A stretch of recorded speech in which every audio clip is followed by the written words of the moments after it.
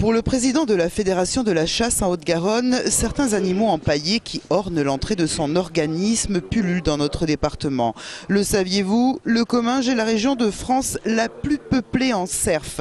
Et les sangliers abondent, il faudrait en abattre 6000 cette année. Outre les dégâts dans les champs, ils occasionnent de plus en plus d'accidents sur les routes et rocades toulousaines, car ils sont de plus en plus nombreux sur certaines coulées vertes, notamment du côté de la Croix-Falgarde. Alors, bien sûr, on vient de citer le sanglier et le chevreuil. Vous nous avez en plus les renards qui colonisent les abords de la ville, même le centre-ville, depuis de nombreuses années. Les 2 chevreuils découverts en moins d'un jour en plein centre-ville de Toulouse venaient vraisemblablement de la Croix-Falgarde. Les bêtes, en cherchant de la nourriture, remontent le cours de la Garonne.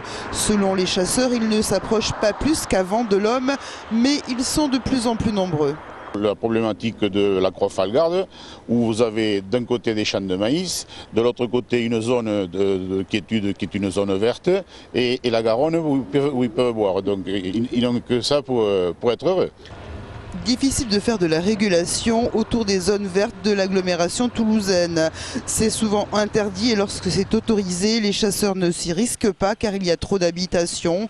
Alors en surpopulation, sangliers et chevreuils cherchent de la nourriture et finissent souvent sous les roues d'une voiture.